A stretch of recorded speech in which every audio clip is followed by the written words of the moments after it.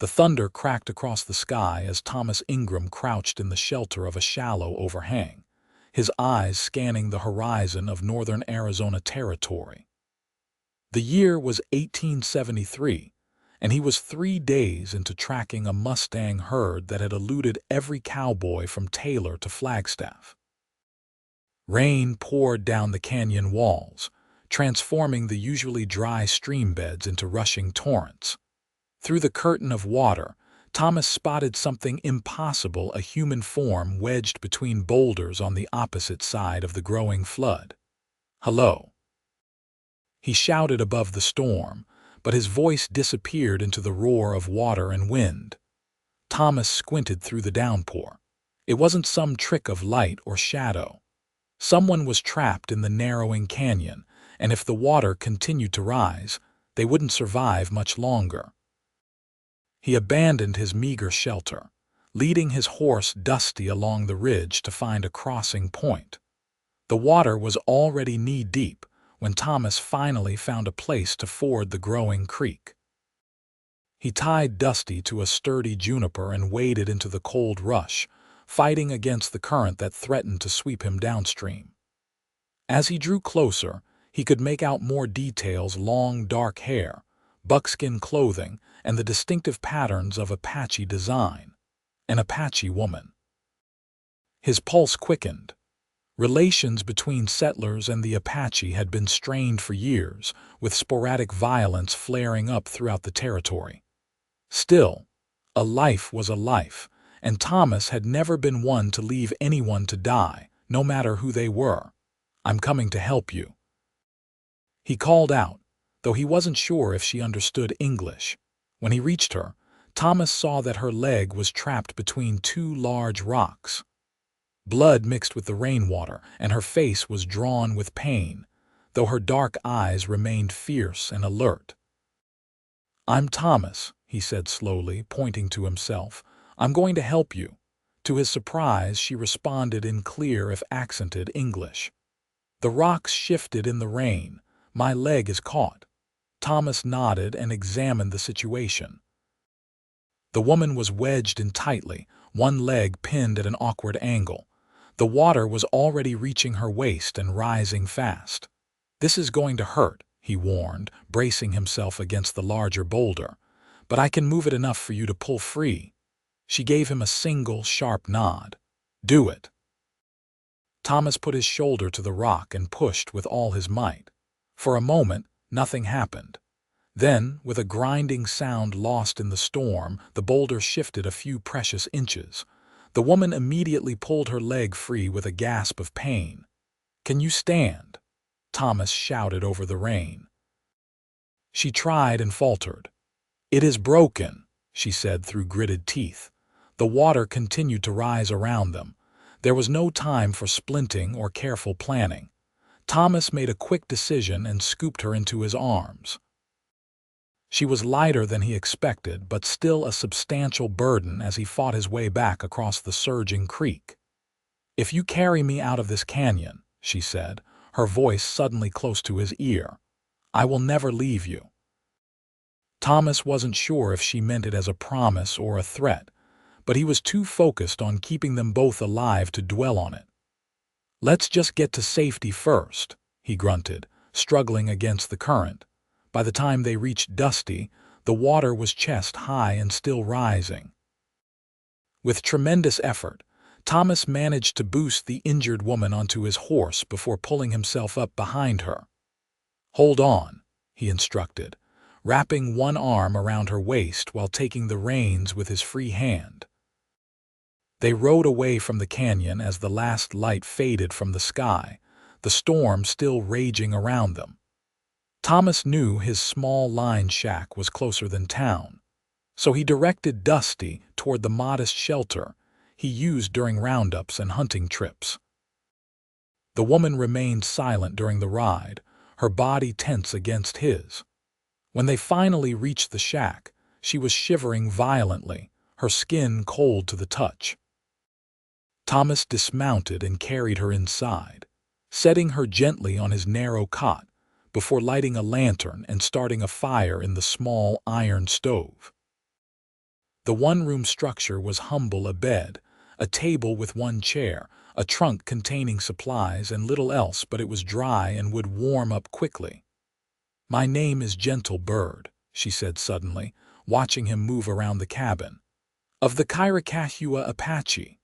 Thomas paused in his work. "Thomas Ingram," he replied. "Ranch hand from Taylor." Gentle Bird nodded slowly, her dark eyes never leaving his face. "Why did you help me, Thomas Ingram? Most white men would leave an Apache to die." The question caught him off guard with its directness. "I don't leave anyone to die if I can help it," he said simply, returning to building up the fire. Apache or not.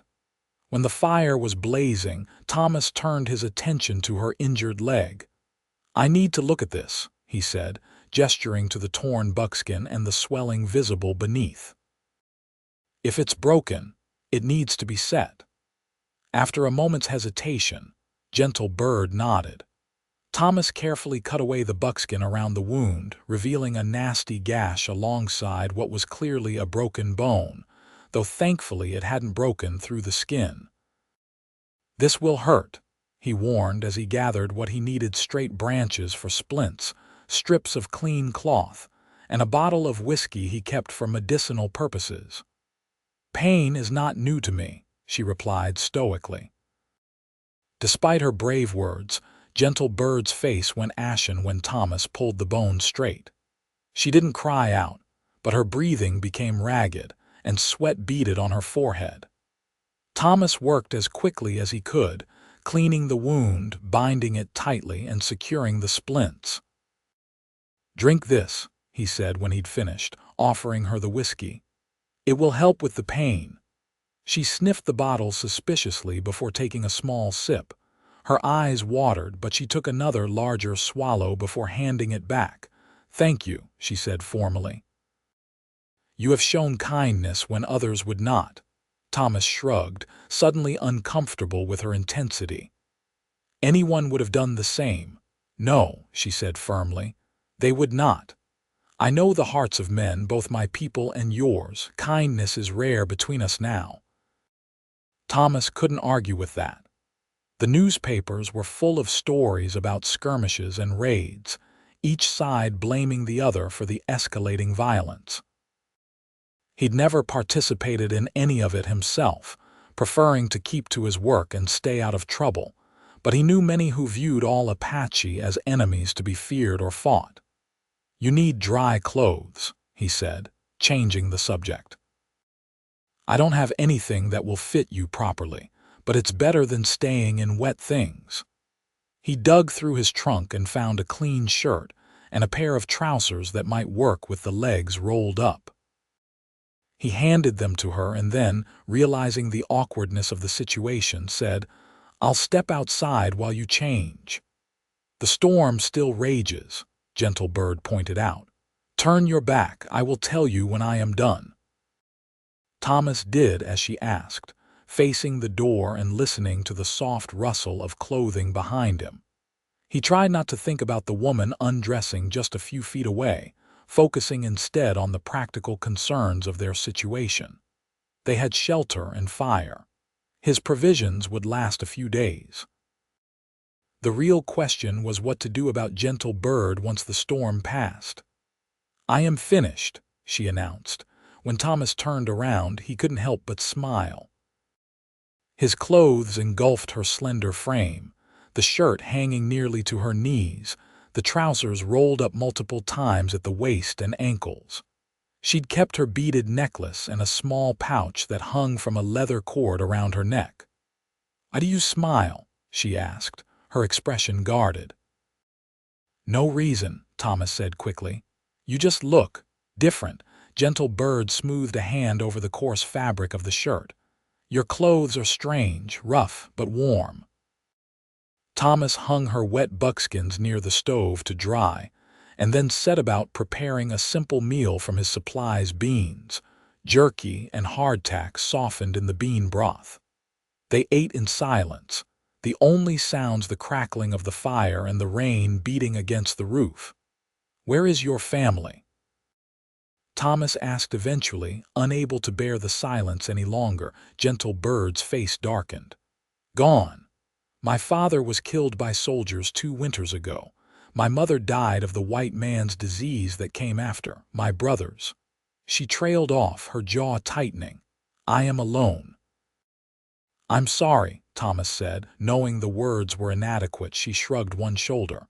And you, where is your family? Back east, Pennsylvania. I came west 10 years ago when I was 18. Haven't seen them since. Why do you not return to them? Thomas stared into his tin cup. Nothing to go back to. My father didn't approve of my choices. Said if I left, I shouldn't bother coming home. And what choice did you make that was so terrible? I didn't want to work in his store. Didn't want to marry the girl he picked out for me. Didn't want the life he had planned. Thomas smiled ruefully. So I headed west instead. Found work on ranches, learned to ride and rope. Been doing it ever since. Gentle Bird studied him with those dark, penetrating eyes. And are you happy with this choice? The question struck Thomas as odd, coming from a woman who had lost everything, who was currently injured and dependent on the help of a stranger. But he considered it seriously. Most days, he answered honestly. It's a good life, if a lonely one sometimes. Gentle Bird nodded as if he'd confirmed something she already knew. Loneliness is a shadow that follows many paths. Outside, the storm continued unabated, lightning occasionally illuminating the interior of the small shack in harsh white flashes. Thomas made up a pallet for himself on the floor, insisting that Gentle Bird take the cot. You need to keep that leg elevated, he said when she protested. I'm used to sleeping rough. As he settled onto his makeshift bed, Thomas found himself acutely aware of the woman just a few feet away. Not just because she was Apache, though that certainly added a layer of complication to the situation, but because it had been a long time since he'd shared such close quarters with anyone, let alone a woman. Thomas Ingram, Gentle Bird said softly in the darkness. Yes. I meant what I said in the canyon. If you carry me out, I will never leave you. Thomas wasn't sure how to respond. Was it gratitude, a cultural obligation, or something else entirely? You don't owe me anything, he finally said. Once your leg heals, you're free to go wherever you want. It is not about owing, she replied, her voice floating through the darkness. It is about promise, about choice. I have chosen. Before Thomas could ask what exactly she meant, he heard her breathing change, becoming deeper and more rhythmic as she fell asleep. He lay awake much longer, listening to the storm and wondering what strange twist of fate had brought an Apache woman into his life, and what it might mean for his future. Morning brought clear skies and the gentle aftermath of the storm. Thomas woke to find Gentle Bird already awake, sitting up on the cot and braiding her long black hair. She'd managed to locate a small mirror from his shaving kit and had propped it against the wall. Good morning, he said, sitting up and running a hand through his own disheveled brown hair. The rain has stopped, she observed, finishing her braid and tying it with a strip of leather. But the waters will still be high. Thomas nodded, stretching as he got to his feet. We'll stay put today. Give your leg a chance to rest. He made breakfast, more beans, supplemented with some dried apples he'd been saving, and checked Gentle Bird's leg. The swelling had gone down somewhat, but the area around the break was discolored with bruising, and she winced when he probed gently at the wound. It's healing clean, he said, rewrapping it with fresh bandages. But you won't be walking on it any time soon. How long? She asked. 6 weeks, maybe more, before it's fully healed. Gentle Bird absorbed this information with a slight frown. And what will you do with me for 6 weeks, Thomas Ingram? The question hung in the air between them, loaded with implications neither of them fully understood. Thomas busied himself with putting away the bandages. First things first, he said. We need to get you somewhere more comfortable than this shack. Once the creek subsides enough to cross, we'll head to the ranch where I work. And your people will welcome an Apache woman." Thomas hesitated. "Mr. Jacobson is fair-minded. He won't turn away someone who needs help." Gentle Bird looked skeptical but didn't argue. They spent the day in the small shack, Thomas venturing out only to care for Dusty and check the level of the creek. By midday, it had receded significantly, though it was still running high and fast. "Tomorrow," he said when he returned from his latest check, "we should be able to cross by morning." Gentle Bird had been examining his few possessions while he was out a book of poetry he'd had since childhood, a deck of playing cards worn smooth with use, and a harmonica he played on lonely nights. "You read these words?" she asked, holding up the poetry book. Thomas nodded. "My mother taught me to read when I was young. That was her book." "Read to me," she requested, holding out the volume. Surprised, Thomas took the book and settled in the chair. He opened to a page marked with a pressed wildflower, a memento from his first year in the West. "Do you understand English well enough?" he asked. Gentle Bird's chin lifted slightly. "I was taught at the mission school before my father took us away to the mountains. I understand." Thomas began to read, his voice stumbling at first over the familiar verses, then growing stronger as he lost himself in the rhythm of the words. He read poems about nature, about love and loss, about the changing seasons and the constancy of the stars. When he finally looked up, he was startled to see tears glistening in Gentle Bird's eyes. "The words are beautiful," she said softly, "like songs without music." "That's a good way of putting it," Thomas agreed, closing the book gently. "My mother used to say poetry is what happens when the heart speaks louder than the mind.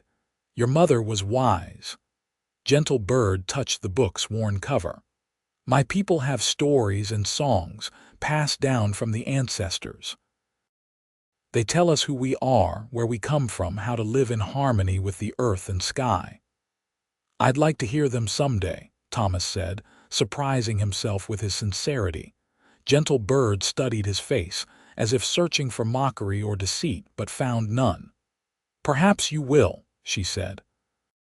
That night, as they prepared to sleep, Thomas found himself asking the question that had been on his mind since their rescue. "Why were you alone in the canyon during a storm?" Gentle Bird was quiet for so long that Thomas thought she might not answer. When she finally spoke, her voice was soft but clear. "I was gathering healing plants that grow only in certain places. When the rain began, I sought shelter, but the rocks shifted beneath my feet." She touched the pouch at her neck. "I managed to save these. They are precious medicine for my people." "Your people? I thought you said you were alone." "There are others, a small band that broke away from the reservation. We live in the high places, away from the white man's eyes." She regarded him steadily. "I have trusted you with this knowledge. Few know of our camp." Thomas felt the weight of her confidence. "I won't betray your trust," he promised. "I know," she said simply. "That is why I told you." Morning found the creek passable, though still running higher than normal. Thomas fashioned a better splint for Gentle Bird's leg and helped her onto Dusty, mounting behind her as they had ridden before. "It's about 4 hours to the ranch," he told her as they set out. "The trail is rough in places, but Dusty knows the way." Gentle Bird nodded, her back straight despite what must have been considerable pain from her injured leg.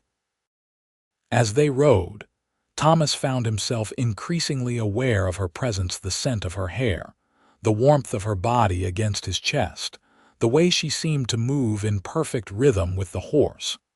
They stopped once to rest and eat some jerky Thomas had packed. Gentle Bird took the opportunity to gather a few plants she spotted growing alongside the trail, explaining their medicinal properties to Thomas with the expertise of a trained healer. "This one," she said, holding up a small flowering plant. stops bleeding and helps wounds close cleanly. And this, she indicated a different herb, eases pain and helps with fever. Thomas watched her hands as she carefully stowed the plants in her medicine pouch. They were slender but strong, with calluses that spoke of a life of work and survival. "How did you learn all this?" he asked. "From my grandmother, who learned from her grandmother before her. The knowledge is passed down, mother to daughter, for as many generations as the stars have shone." Pride colored her voice. "I was to be the next healer for our band." Was, Gentle Bird's expression closed. That was before. Things change.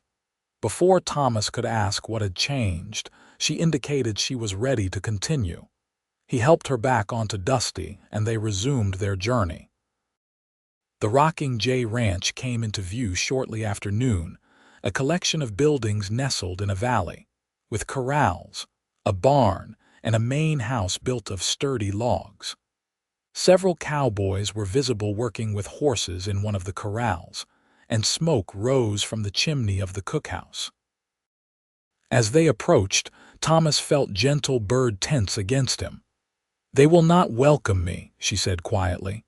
"Let me do the talking," Thomas replied, guiding Dusty toward the main house. Their arrival caused an immediate stir. Cowboys stopped their work to stare, and Mr. Jacobson himself emerged from the house, his weathered face creased with concern as he recognized his missing ranch hand and the companion he brought with him. "Thomas," Jacobson called, striding toward them. "We thought you might have been caught in the storm." His eyes fixed on Gentle Bird. "What's this?" Thomas dismounted and helped Gentle Bird down, supporting her as she balanced on one foot. "Mr. Jacobson, this is Gentle Bird. She was trapped in the canyon during the flood. Her leg's broken and she needs a place to heal up." Jacobson's bushy eyebrows drew together as he studied the Apache woman. "An Indian, Thomas. Here," he lowered his voice. "You know how things stand with the tribes these days." "She's injured and alone," Thomas said firmly. "She needs help, and I gave my word." Several of the ranch hands had gathered around, their expressions ranging from curiosity to open hostility. Thomas recognized the potential for trouble but stood his ground, one arm still supporting Gentle Bird. Jacobson sighed heavily, stroking his gray beard. "This isn't some stray dog you can just bring home, son." "No, sir," Thomas agreed. "She's a person who needs our help. I'll take full responsibility for her. She can stay in my cabin." The ranch owner studied Thomas's face, then Gentle Bird's proud, unflinching expression. Finally, he nodded reluctantly. "Your cabin, your responsibility, but any trouble and she goes. Understood?" "Yes, sir, thank you." Thomas helped Gentle Bird to his small cabin at the edge of the ranch compound. Unlike the line shack, this was a proper home, one room with a stone fireplace, a bed, a table with chairs, and shelves containing his few possessions. It wasn't much, but it was private and comfortable enough. "You can take the bed," he said, helping her sit down. "I'll make up something on the floor." Gentle Bird looked around the cabin, taking in every detail. "Your chief does not trust me," she observed.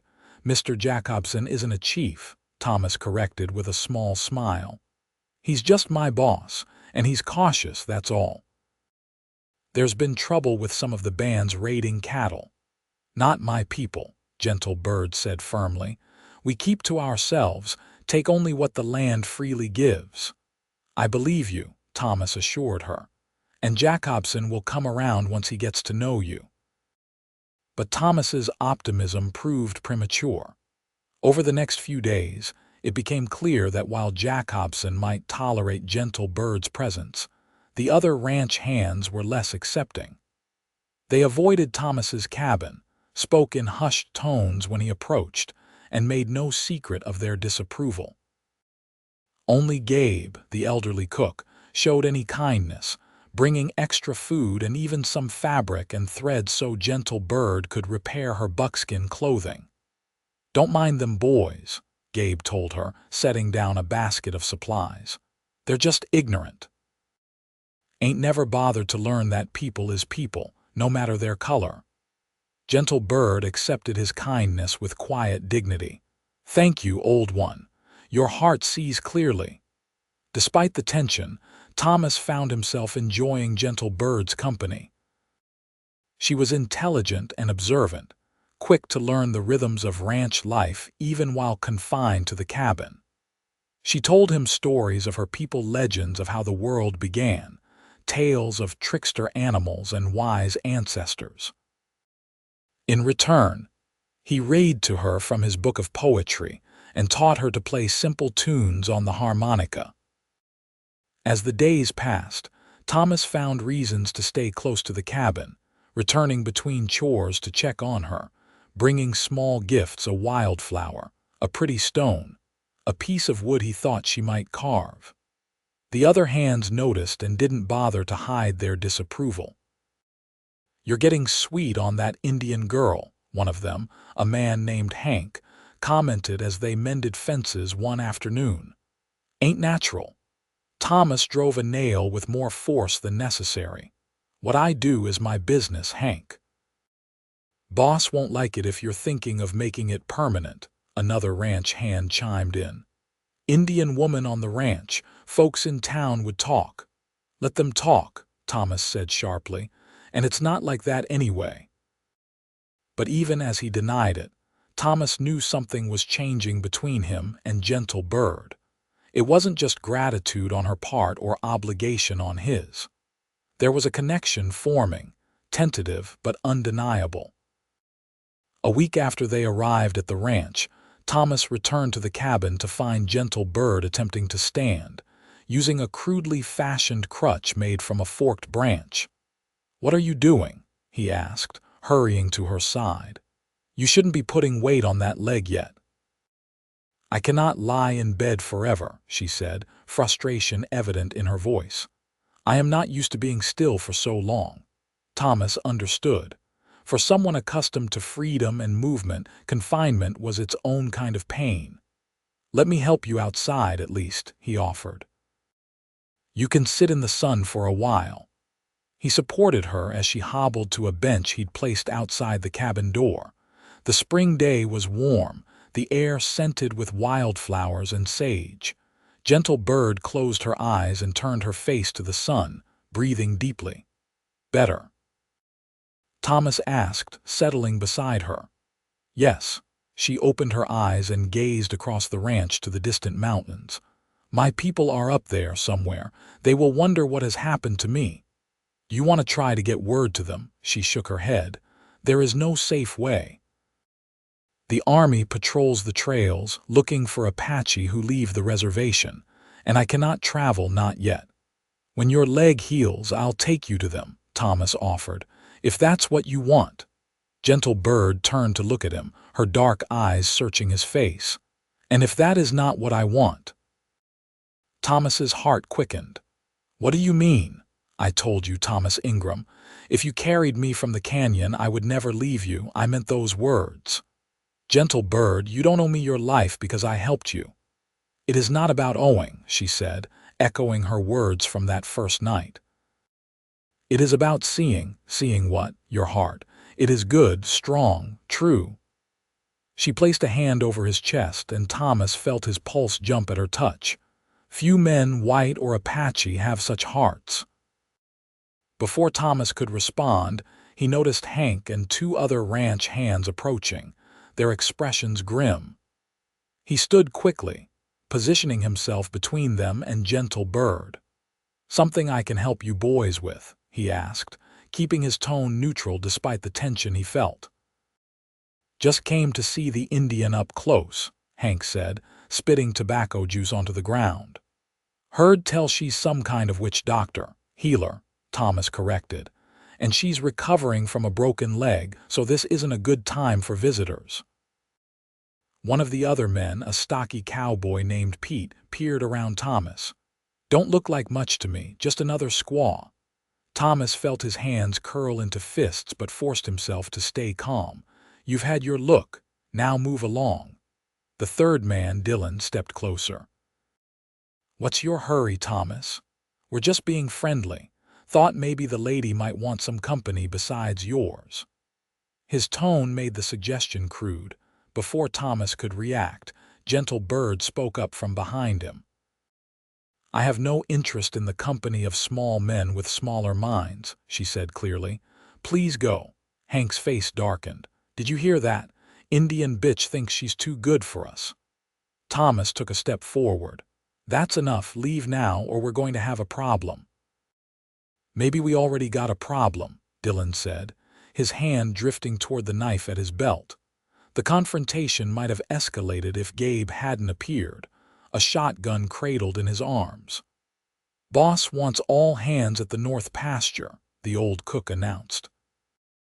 Seems some of the fences washed out in the storm, and cattle are scattered all over creation. The three cowboys hesitated, then Hank spat again. We'll finish this conversation another time, Thomas. As they walked away, Thomas let out a breath he hadn't realized he was holding. Gabe approached, his weathered face concerned. Those boys are trouble, the cook said. Been drinking and talking foolishness. Best keep your door barred at night. Thanks, Gabe, Thomas said sincerely. The old man nodded toward Gentle Bird. How's the leg coming along, miss? It heals, she replied.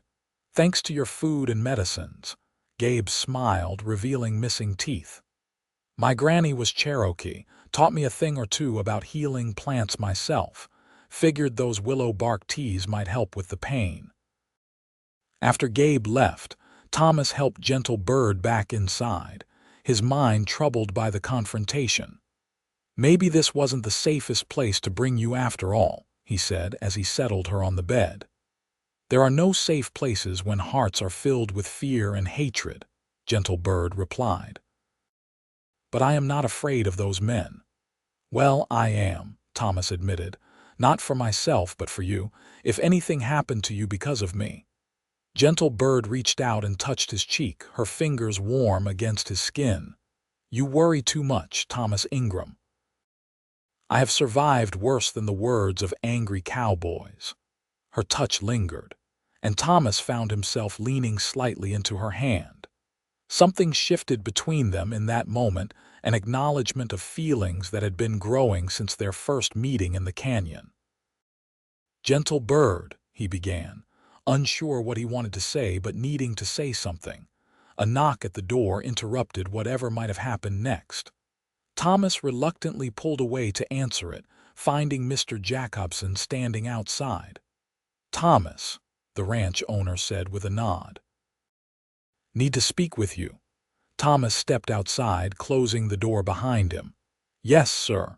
Jacobson got straight to the point. There's talk among the men, and I don't like what I'm hearing. This situation with the Indian woman, it's causing problems. What kind of problems? The kind that lead to fighting among my hands. The kind that get people talking in town. Jacobson sighed. Look, son, I've always thought well of you. You're a hard worker, reliable, but this attachment you're forming isn't going to end well. With all due respect, Mr. Jacobson, who I spend time with is my own business. Not when you're living on my land, it isn't. The older man's tone hardened.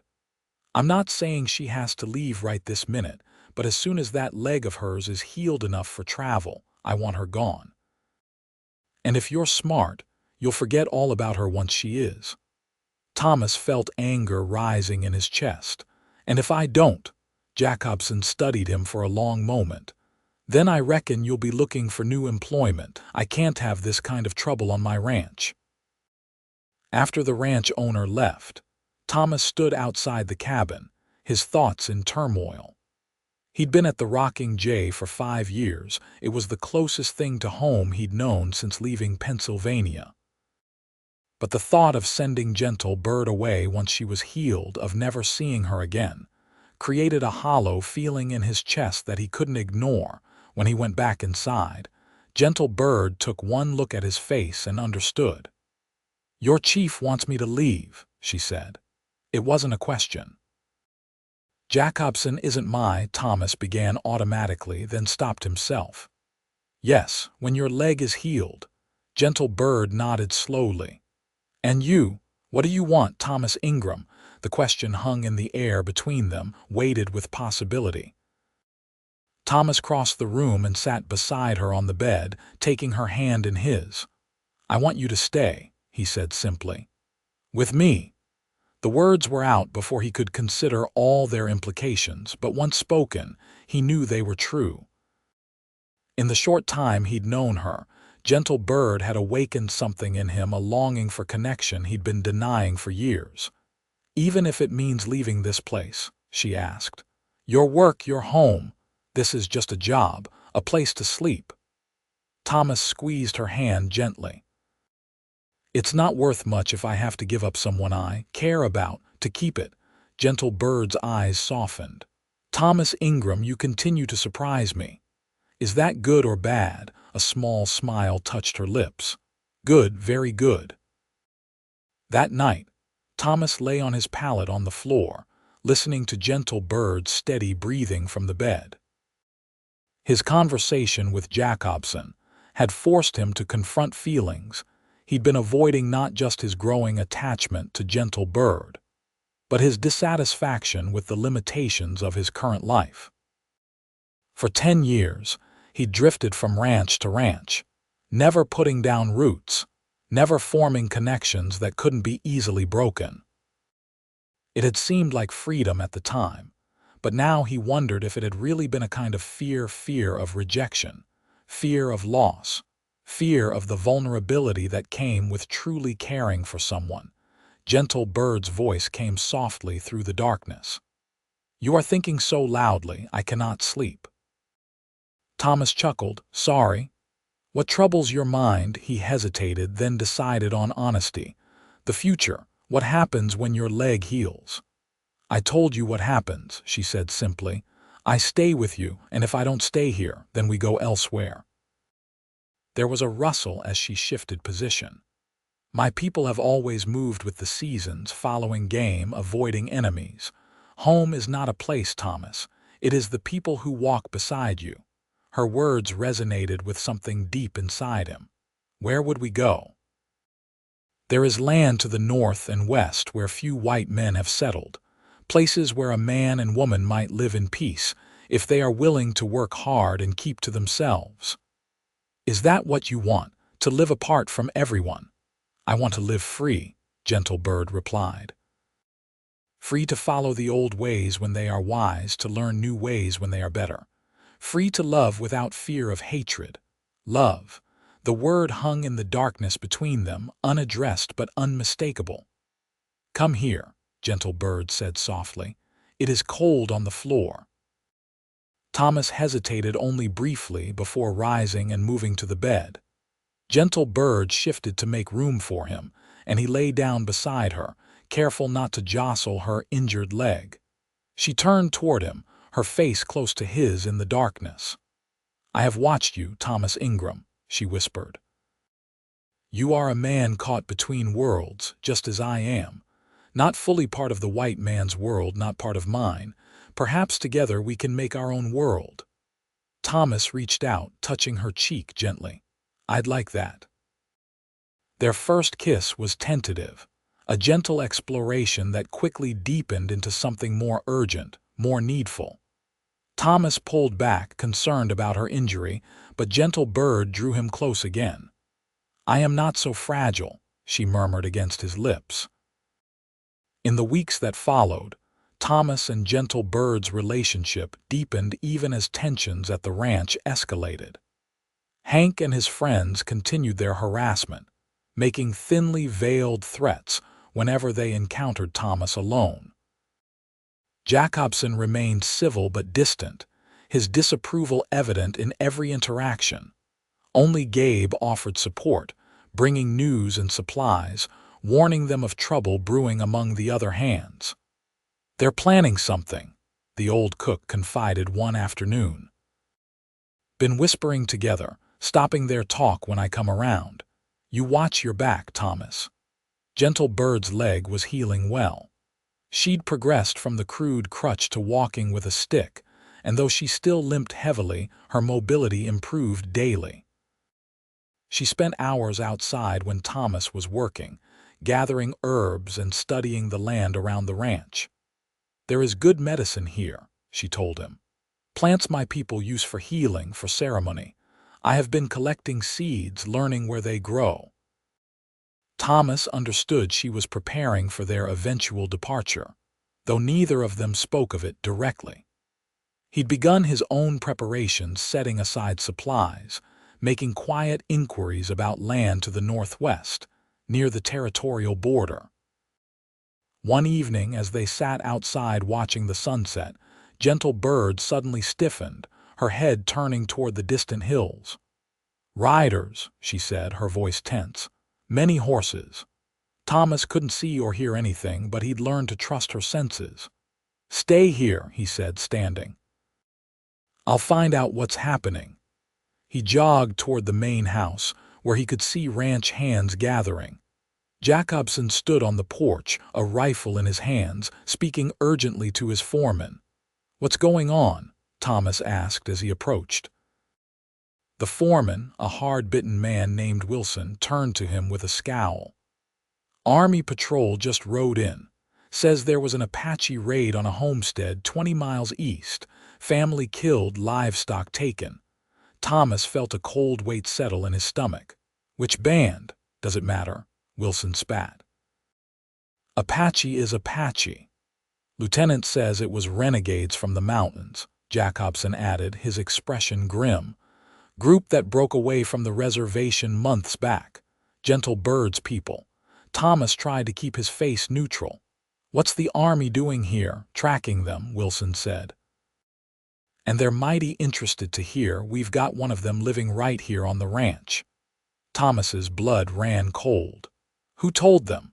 Wilson's smirk told him everything he needed to know. "Just doing my civic duty." Without another word, Thomas turned and sprinted back toward his cabin. He had to get to Gentle Bird before the soldiers did, had to warn her, get her away somehow. But he was too late.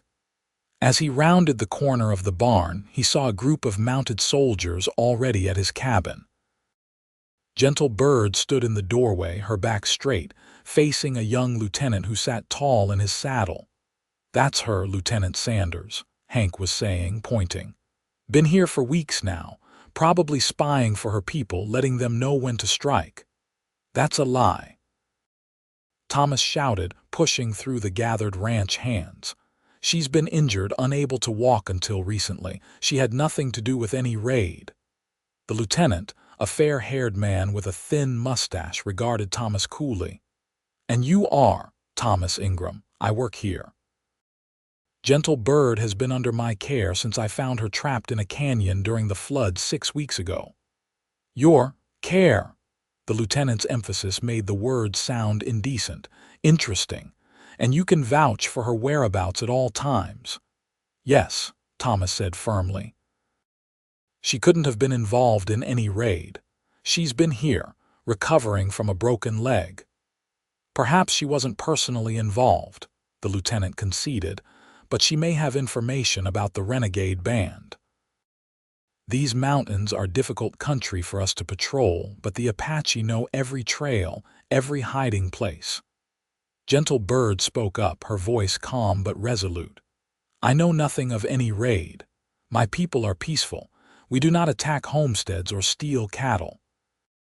"All due respect, madam, but I've heard that claim before," Sanders replied.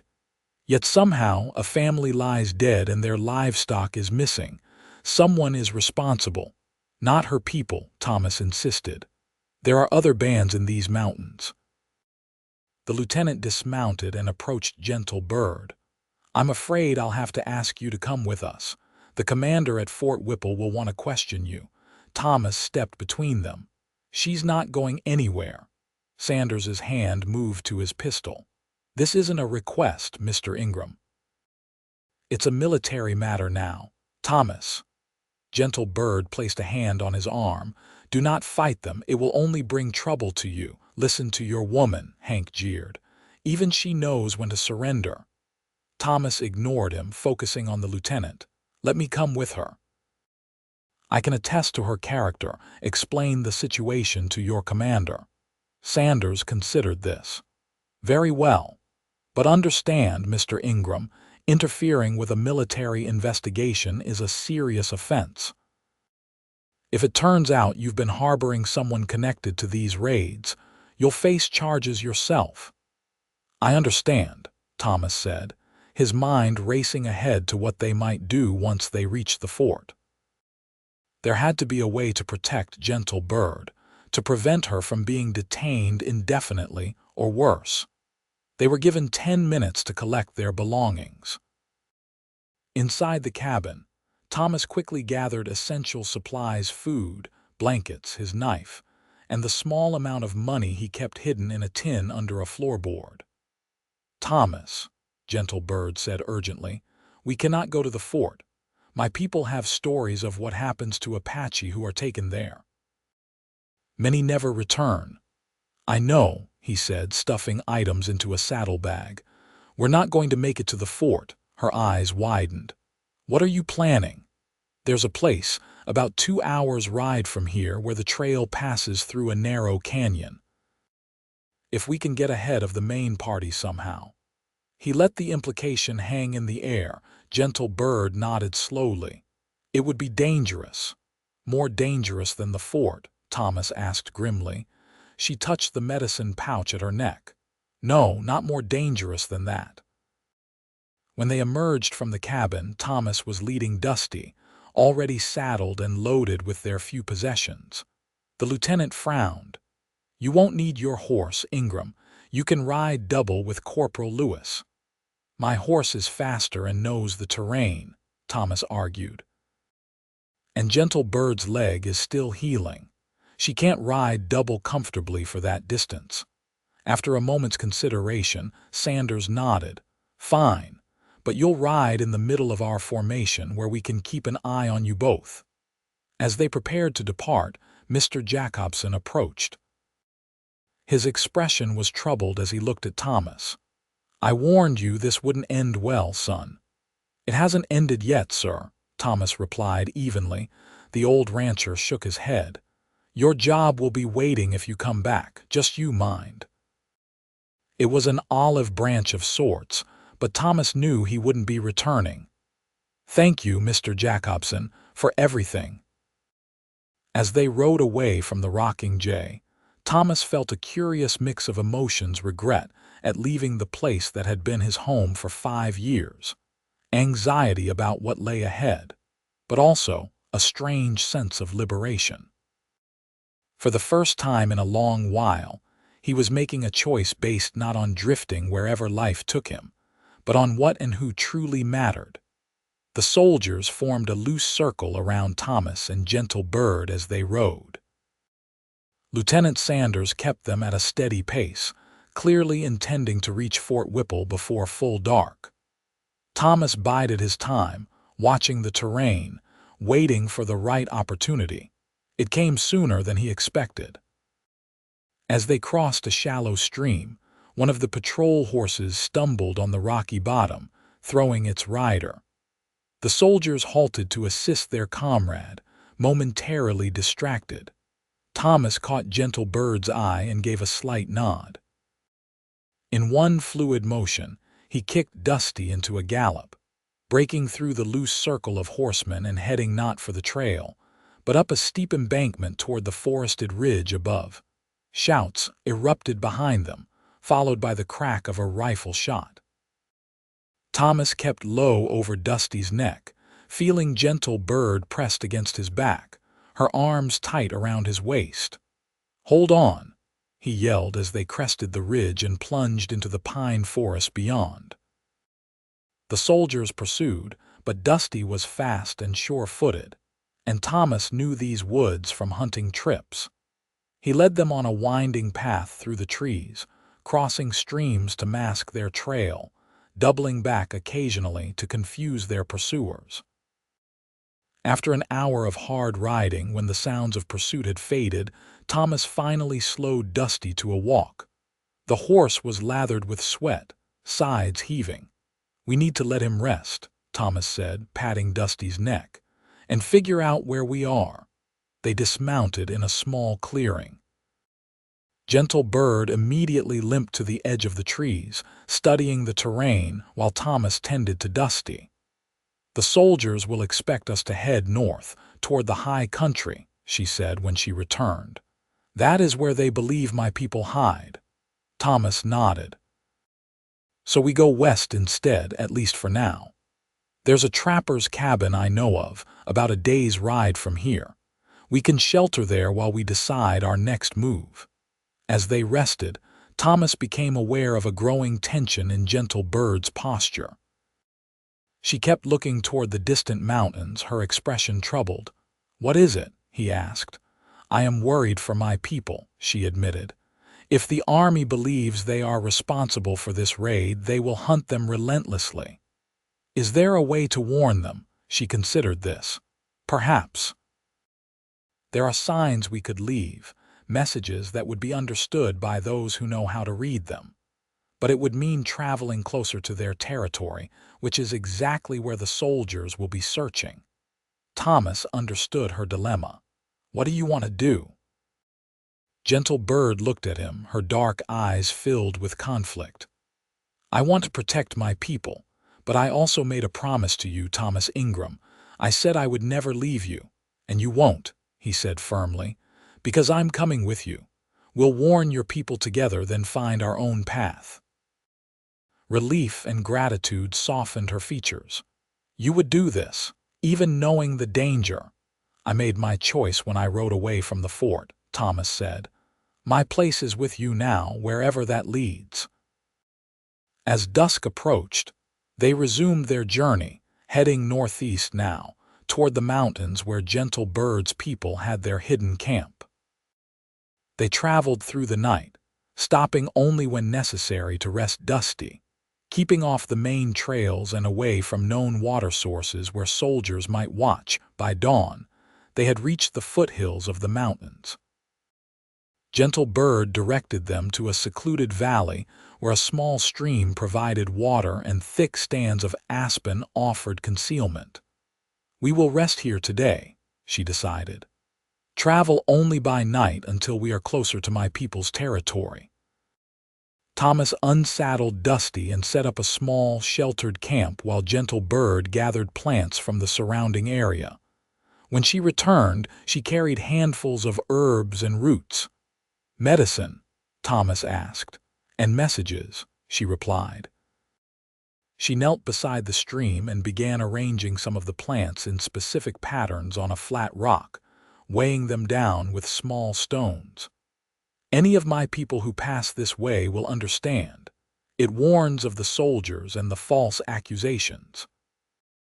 Thomas watched her work, fascinated by this form of communication he would never have recognized as such. "Will it be enough?" "It is a beginning," she said. "There are other places where we must leave signs, places my people check regularly for messages." They slept during the day, taking turns keeping watch. Thomas woke in the late afternoon to find Gentle Bird sitting beside him, her fingers gently tracing the lines of his face. "What are you doing?" he asked, his voice rough with sleep. "Remembering," she said softly, "in case we are separated." The thought sent a chill through him. "That's not going to happen. The path ahead is dangerous, Thomas. We must be prepared for all possibilities." He captured her hand, pressing it more firmly against his cheek.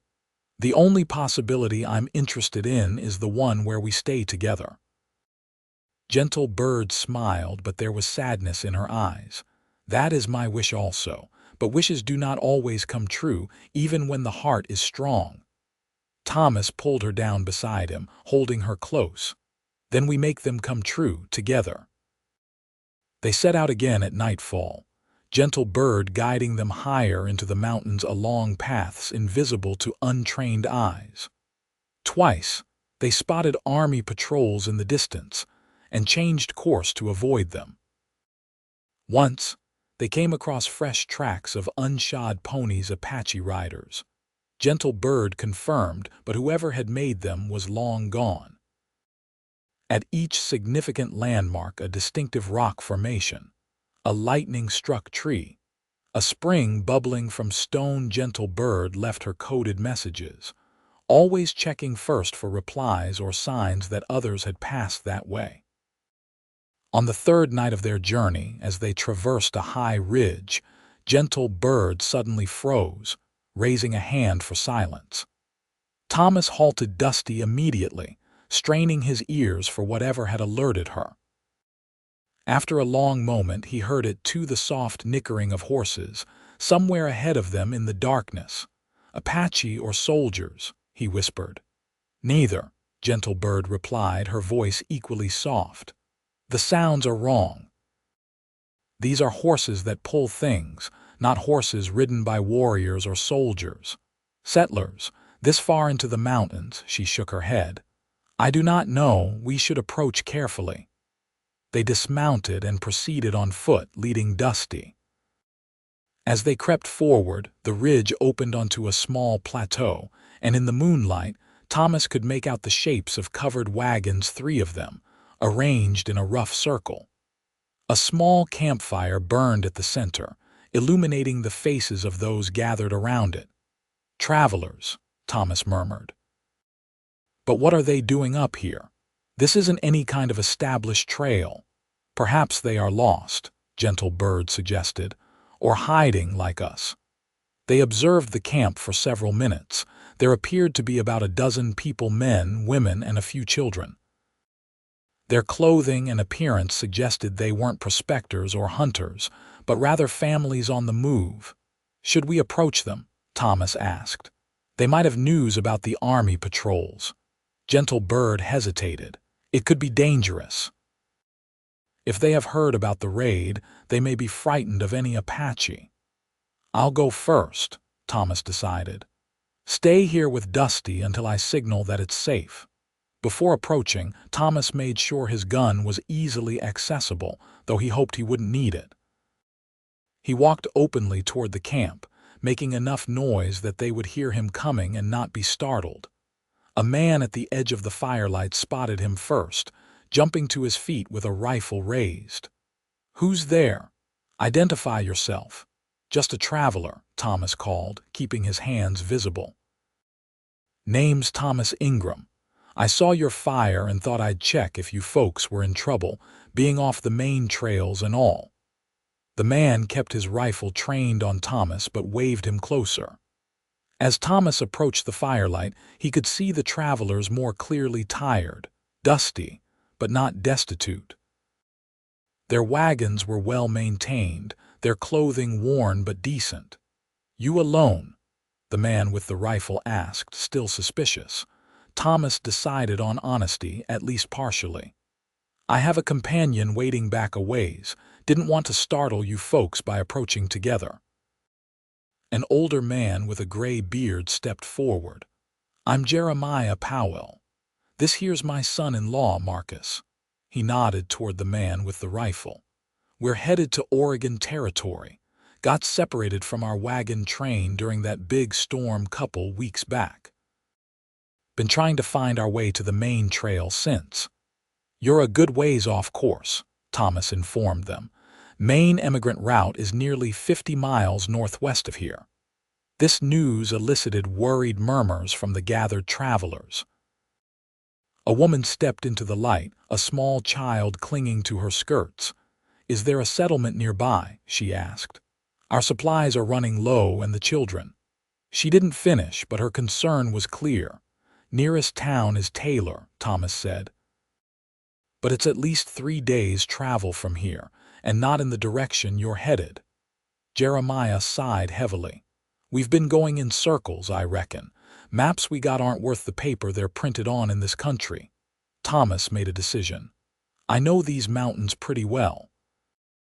I could point you in the right direction, maybe even guide you part of the way toward the main trail." Marcus finally lowered his rifle, though he still looked wary. "And why would you do that for strangers?" "Because it's the right thing to do," Thomas said simply. "And because these mountains can be dangerous if you don't know them." The travelers exchanged glances, clearly debating whether to trust him. Finally, Jeremiah nodded. "We'd be grateful for any help you can provide, Mr. Ingram. Won't you join us for some coffee at least?" Thomas accepted the invitation, aware that it was as much an opportunity for them to assess him as it was hospitality. As he sipped the strong, bitter coffee, he learned that the Powell party consisted of 3 related families: Jeremiah, his 2 daughters and their husbands, and 5 children between them. "We're looking for a fresh start," Jeremiah explained. "Our farm in Missouri wasn't producing like it used to, and we heard good things about the Willamette Valley." Thomas listened sympathetically, all the while considering whether to tell them about Gentle Bird and whether these people might be allies or potential threats. Something about their straightforward manner and the obvious hardship they'd endured in their journey inclined him to trust them. "My companion," he said carefully when there was a lull in the conversation, "is an Apache woman. She's been helping me navigate these mountains." Immediately, the atmosphere tensed. Marcus's hand moved toward his rifle again, and one of the women pulled her children closer. "Apache," Jeremiah repeated, his bushy eyebrows drawing together. "There's been talk of raids, a family killed not far from here, they say." "Those stories have been exaggerated," Thomas said firmly. "The woman I'm traveling with had nothing to do with any violence. She's a healer, not a warrior." The oldest of the children, a boy of perhaps 10, spoke up unexpectedly. "Like a doctor, an Indian doctor." "Something like that," Thomas agreed. "She knows these mountains better than anyone. If you folks want to find your way to the main trail, she could help." Jeremiah studied Thomas for a long moment, then nodded slowly. "Bring her in, then. We'll hear what she has to say." Thomas returned to where Gentle Bird waited with Dusty. "They're lost travelers heading to Oregon," he explained. "I've told them you're a healer and know the mountains. They're cautious but willing to meet you." Gentle Bird's expression was guarded. "And if they decide I am a threat—" "I won't let anything happen to you," Thomas promised. "But these people need help and they have children with them. If we guide them to the main trail, it takes us away from the areas the army is searching." After considering this, Gentle Bird nodded. "Very well, but we must be cautious, Thomas. Not all who appear harmless are truly so." When they approached the camp together, Thomas was acutely aware of the travelers' reactions: the widened eyes, the instinctive reaching for weapons, the mothers pulling children behind them. But Gentle Bird carried herself with quiet dignity, her gaze steady and unafraid. "This is Gentle Bird," Thomas introduced her. "She knows these mountains better than anyone." To his relief, Jeremiah stepped forward and inclined his head respectfully. "Madam, we're grateful for any help you can provide." Gentle Bird acknowledged him with a slight nod. "Your children look hungry," she observed, glancing at the thin faces watching her with undisguised curiosity. "And one is sick." She indicated a small girl held in her mother's arms whose cheeks were flushed with fever.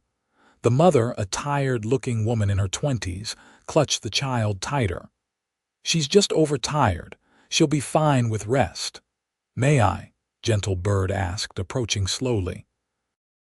After a hesitant glance at her husband, the woman allowed Gentle Bird to examine the child. Her experienced hands felt the girl's forehead, checked her pulse, and looked into her eyes and mouth. "Fever sickness," Gentle Bird diagnosed. "I have medicines that will help." She turned to Thomas. "In my pouch, the yellow root and the bark I collected yesterday." Thomas retrieved the items from her medicine bag, watching as she crushed them between 2 stones, then steeped them in hot water from the traveler's kettle. "Have her drink this," Gentle Bird instructed the mother when the mixture had cooled slightly. "All of it. She will sleep, and when she wakes the fever will be less." The woman looked uncertain, but, at Jeremiah's encouraging nod, helped her daughter drink the bitter tea. The child grimaced at the taste but swallowed obediently. "Thank you," the mother said quietly when the cup was empty. Gentle Bird acknowledged her gratitude with a slight incline of her head, then turned to address the group. "You are far from your path. The way to the Great Trail is difficult from here: steep mountains, few water sources. But there is a route that will take you there in 5 days of travel, if your wagons are strong." Using a stick, she drew a map in the dirt, indicating landmarks they would recognize: distinctive mountain peaks, unusual rock formations, a valley with a reliable spring. Thomas watched the travelers' faces, noting how their initial fear had given way to cautious acceptance. Gentle Bird's calm competence and her immediate concern for the sick child had done much to overcome their prejudices. By the time the impromptu planning session ended, it was agreed that Thomas and Gentle Bird would guide the powwow party for 2 days, until they reached a point where the way to the main trail would be clear. In exchange, the travelers would share their supplies and provide a safer way for the couple to travel hiding in plain sight, as part of a larger group that would attract less attention than 2 people traveling alone. As the camp settled for the night, Jeremiah approached Thomas privately. "Your Apache lady," he said in a low voice. "She's not just a traveling companion, is she?" Thomas met the older man's gaze steadily. "No, she's not." Jeremiah nodded thoughtfully. "Thought as much, saw the way you look at her." He was quiet for a moment. "Won't be an easy road, son." "I know," Thomas replied, "but it's the only road I'm interested in traveling." The old farmer clapped him on the shoulder. "Well, you'll get no judgment from me. Life's too short and the world's too hard to turn away from love when you find it." That night, as Thomas and Gentle Bird settled into a corner of the Powell family wagon that had been offered for their use, he recounted the conversation. "This man is wise," Gentle Bird said, resting her head against Thomas's shoulder. "Many would not understand." "Many don't need to," Thomas replied, drawing her closer. "Just us." For the next 2 days they traveled with the Powell party, guiding them through the rugged terrain toward the main emigrant trail. The arrangement proved beneficial for both groups. The travelers provided cover and shared supplies, while Thomas and Gentle Bird's knowledge of the land kept them on course and away from danger. The children quickly overcame their initial shyness around Gentle Bird, especially after the sick girl's fever broke following her treatment. They peppered her with questions about Apache life, medicines, and stories, which she answered with patient good humor. Even Marcus, the most suspicious of the group, grudgingly acknowledged her value when she located water in an apparently dry canyon. On the evening of the second day, they made camp in a sheltered valley that Gentle Bird assured them was only a day's journey from the point where they would part ways. As they sat around the campfire after the evening meal, one of Jeremiah's daughters, a woman named Sarah, approached Gentle Bird with a bundle in her arms. "I noticed your clothes are wearing thin," she said, offering the package. "These aren't much, but they might help." "I can't imagine buckskins are comfortable all the time, especially when they get wet." Gentle Bird accepted the gift with dignified thanks. Inside were 2 simple dresses, a shawl, and some undergarments well worn but clean and carefully mended. "You are kind," Gentle Bird said, visibly touched by the gesture. "These will be very useful." Later, in the privacy of the wagon, she tried on one of the dresses, a practical garment of faded blue cotton. The fit wasn't perfect, as Sarah was shorter and broader, but it was serviceable. "What do you think?" she asked Thomas, turning in the confined space to show him. Thomas studied her, struck by how different she looked in settler's clothing. The dress didn't diminish her inherent grace or strength, but it transformed her appearance in a way that might allow her to pass unnoticed in certain situations, a tactical advantage they hadn't considered. "You look beautiful," he said honestly. "But you always do." Gentle Bird smiled, pleased by his answer. "I will keep my own clothes as well," she decided. "There are times when the ways of my people are better, and times when the white man's ways serve a purpose." Thomas recognized the deeper meaning in her words of philosophy for the life they were attempting to build together, taking the best from both worlds. The following morning, as they prepared to part ways with the Powell party, Jeremiah took Thomas aside. "Been thinking about your situation," the old farmer said. "Seems to me you two could use a destination, somewhere to settle." "We've discussed heading northwest," Thomas replied. "Find some unclaimed land, build a place of our own." Jeremiah nodded thoughtfully. "That's one way. But listen, I've got a brother who's settled in a valley about 100 miles west of here, just inside California territory. It's remote country, few neighbors, mostly small ranchers and farmers who mind their own business. Might be a good place for folks who don't fit the usual mold, if you take my meaning." The suggestion was tempting. A community that might be more accepting, or at least less hostile, than most would be a valuable find. "I'll discuss it with Gentle Bird," Thomas promised. "Thank you, Jeremiah." As they said their goodbyes, each member of the Powell party came forward to shake their hands. The mother of the recovered child embraced Gentle Bird, whispering thanks in her ear. Even Marcus managed a gruff acknowledgement of their help. "Safe travels," Jeremiah called as they rode away. "And remember what I said about that valley." Thomas and Gentle Bird watched until the wagons disappeared over the rise, then turned dusty toward the mountains once more. They still needed to leave warnings for Gentle Bird's people before they could consider their own future. For 3 more days, they traveled through increasingly familiar territory for Gentle Bird. At each significant location, she left her coded messages, and at one spring they found a reply symbols arranged in a pattern that made her smile with relief. "My people have seen my warnings," she explained. "They are moving deeper into the sacred mountains, where the soldiers cannot easily follow. They will be safe." "And what about your promise to return to them?" Thomas asked, the question that had been on his mind for days finally finding voice. Gentle Bird touched his face gently. "I have made another promise, Thomas Ingram, one that comes before all others now." The words warmed him, but he needed to be certain. "I don't want you to regret leaving your people behind." "I am not leaving all of my people," she said simply. "You are my people now. And perhaps someday, when it is safer, we can visit the band. Show them that there are good men among the white settlers, just as there are good people among the Apache."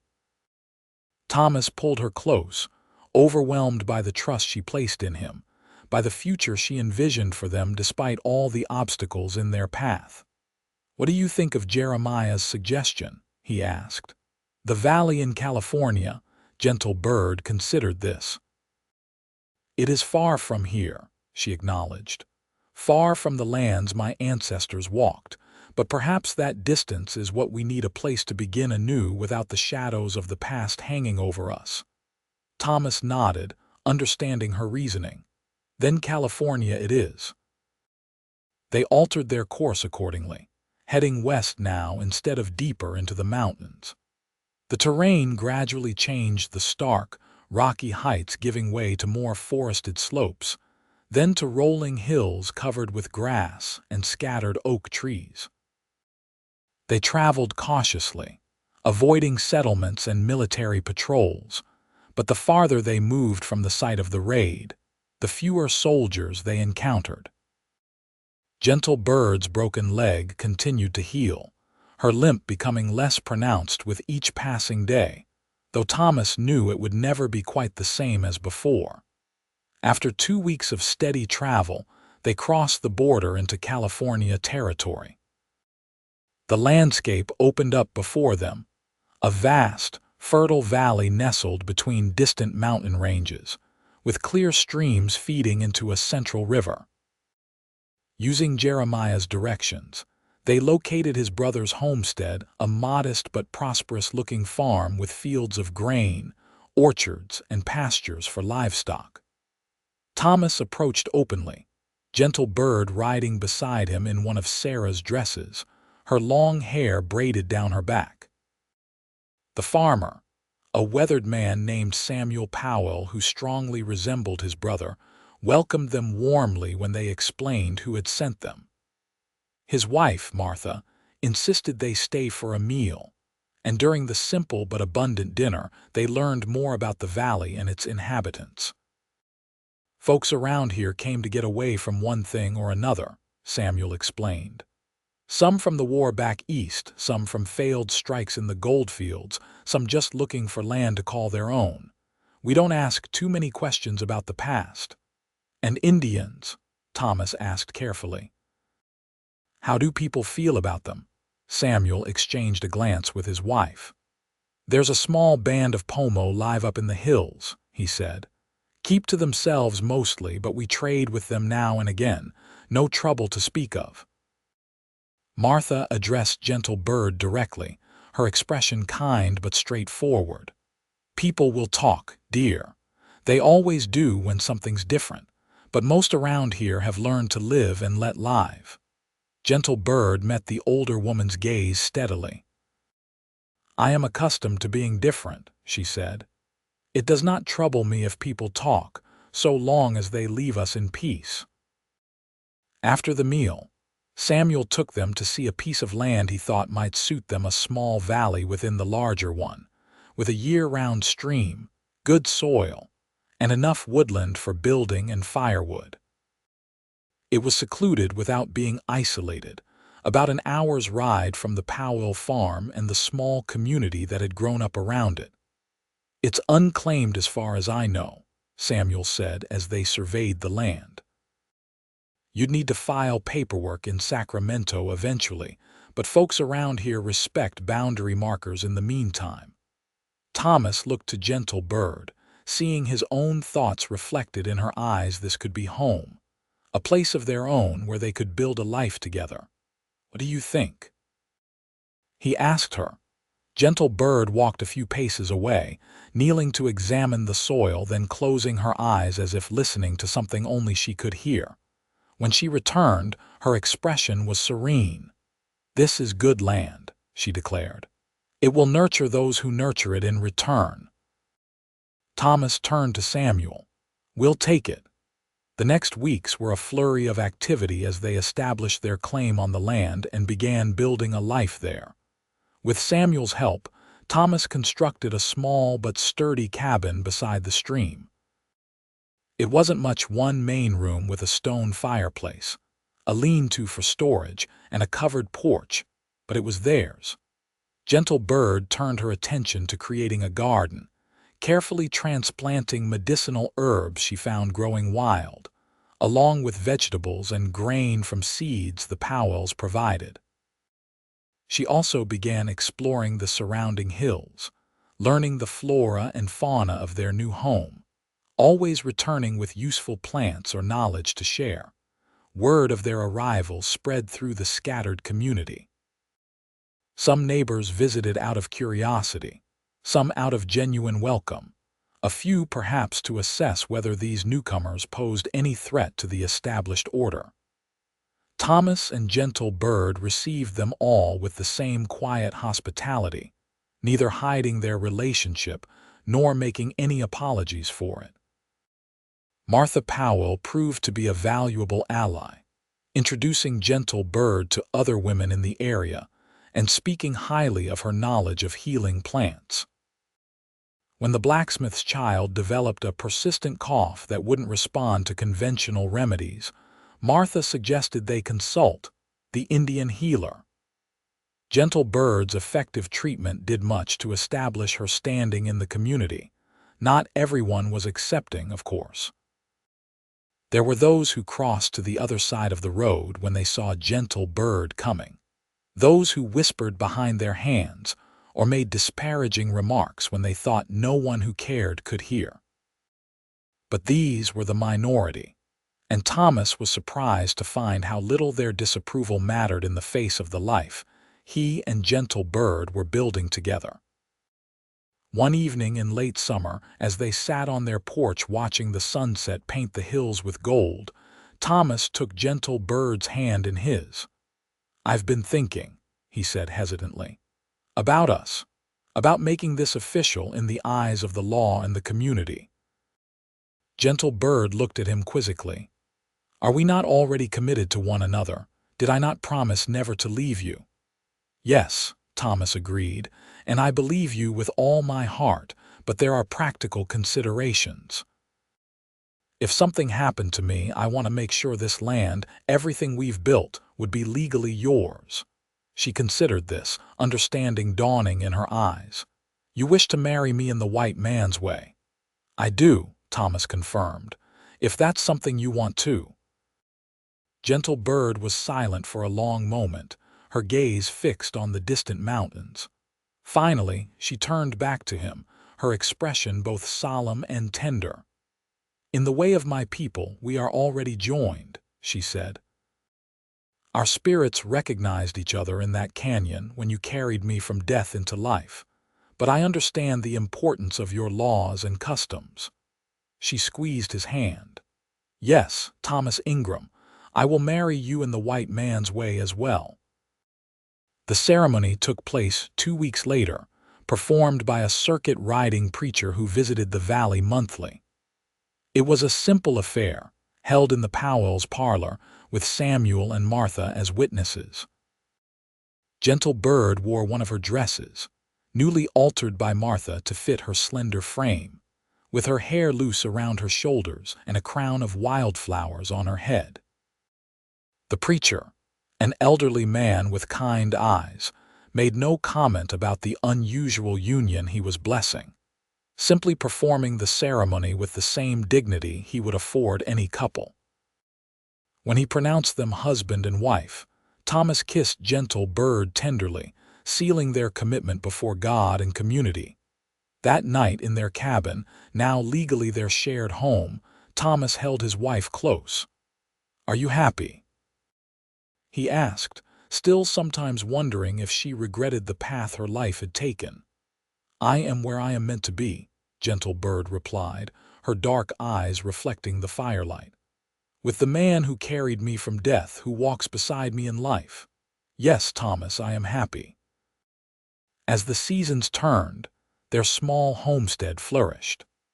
Thomas raised horses, applying the skills he'd learned during his years as a ranch hand, while Gentle Bird's garden expanded to include not just food crops but a wide variety of medicinal plants. Word of her healing abilities spread beyond their immediate community, bringing people from increasingly distant settlements seeking her treatments for ailments that conventional medicine couldn't cure. They built a second, smaller cabin to serve as her healing space, where patients could be examined and treated away from their living quarters. Thomas often marveled at her patience and skill, the way she combined traditional Apache remedies with knowledge gleaned from books and conversations with the local doctor, creating a unique healing practice that drew from the best of both worlds. Their own family began to grow as well. In the spring of their second year in the valley, Gentle Bird gave birth to a son they named David, after Thomas's father. The child had his mother's dark eyes and his father's strong features, a visible symbol of their union that delighted them both. "He will walk in two worlds," Gentle Bird said as she nursed their infant son, "and he will be stronger for it, not weaker." Thomas hoped she was right. He had seen firsthand how difficult life could be for those who didn't fit neatly into society's categories. But he had also seen the strength that could come from embracing one's unique path, as Gentle Bird had done. As David grew into a toddler, Thomas began teaching him about horses and the land, while Gentle Bird shared her knowledge of plants and healing. The boy soaked up everything, curious and quick to learn, equally comfortable speaking English or the Apache phrases his mother taught him. They had occasional news of the outside world through travelers and newspapers that made their way to the valley. The conflicts between settlers and Apache continued in Arizona Territory, though with less frequency as more bands were forced onto reservations. Thomas sometimes caught Gentle Bird looking eastward, her expression distant, and knew she was thinking of her people in the mountains. "We could visit them," he suggested once. "See if any of your family remains." Gentle Bird shook her head. "Not yet. The time isn't right. But someday when David is older, I will show him the lands of his ancestors." In their 5th year in the valley, Gentle Bird gave birth to twins, a boy and girl they named Samuel and Sarah, after the Powells who had become like family to them.